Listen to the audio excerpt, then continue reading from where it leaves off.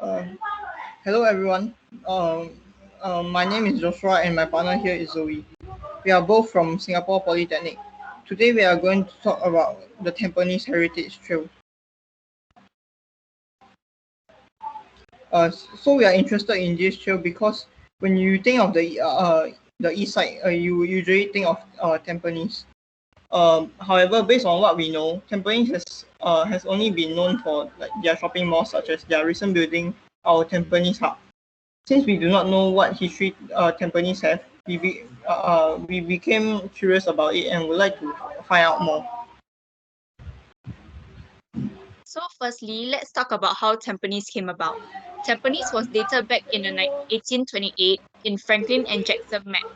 It was not recently invented nor did it undergo any name changes since then.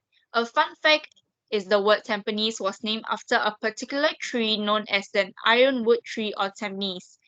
And if you guys are wondering how does an ironwood tree looks like, it looks like this. Now we're going to talk about Tampines history. Tampines Road began in 1847 as a bridle path accommodating horses and pedestrians. It spanned from the 16 milestone of Serangoon Road to Changi Road near the eastern tip of Singapore until 1970s. And from the 1960s to 1980s, Tampines was associated with sand quarrying, which was used for HDB flats in the 1960s and waste disposal industry, which not only damaged surrounding environment but also made living there an unpleasant experience. Tampines was built in the 1980s. It was known as a remote town before they built HDB flats. Also, streets were barely lit at night since there weren't any street lights. A guy named Anwar bin Haji Mawardi was the first person to move in Tampines in the 1985. He remembered it as a desolated and empty new town. The place I've chosen is Tampines Round Market. Since I was not very familiar with the place, I interviewed my parents, who was more familiar with the place as compared to me. Based on what they said that Tampines Round Market has a variety of food. For example, there are Malay food, Western food, Chinese food, Indian foods, and a lot of traditional desserts. Also, they mentioned that the area has better ventilation and wider walkways as compared to other food markets. So, since it has better ventilation because of a wider area.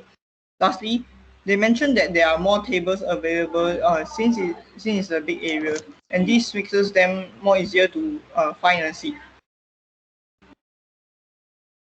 Additionally, I did some research about Tampines Round Market as well. Based on my own research, Tampines Round Market was one of the most recognizable landmark in Singapore. It served as a social and commercial hub for Tampines residents since 1983.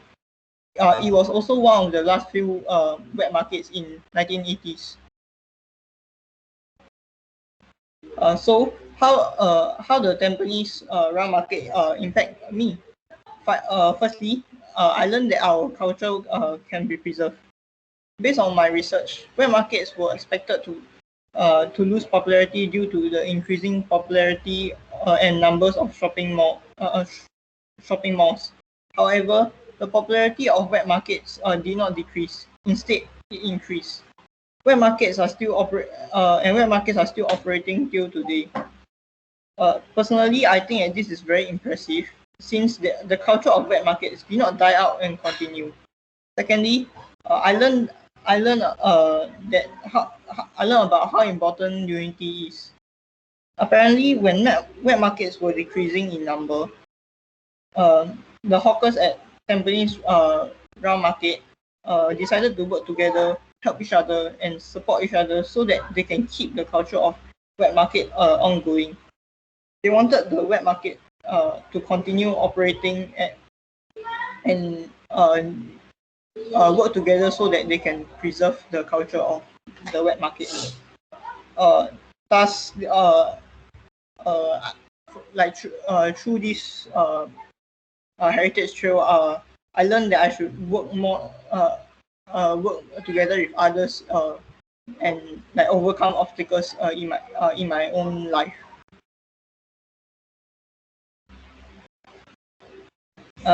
Some other questions I had during the heritage trail was, in the far future, would our culture continue to be passed on to the next generation? And would people forget about our culture and history one day with the advancement of technology? Since technology, since the technology is improving and uh, since the technology is improving and the world is like advancing, I've been thinking that whether would our culture continue throughout the years, like through centuries, till the like far-fetched future, or we just die out over like centuries, since technology will take over and people would just be thinking of just like, advancing and not looking back to our history. So I was interviewing one of my friend who is currently a student about Tampines Chinese Temple. She said that Tampines Chinese Temple has a bigger area compared to other temples, and it is made very easy for larger groups to gather during events because it wouldn't be crowded. The people there are also very friendly and welcoming. My friend mentioned one thing interesting about the temple is the craftsmanship. It looks very traditional and has a unique design on the outside because other temple does not have a 270 meters long dragon sculptures on top of the building. My reflection is that I find the people working for the temple or the Tampines organizing committees are very determined to keep this temple, and they try their very best to not allow the government to shift their sites.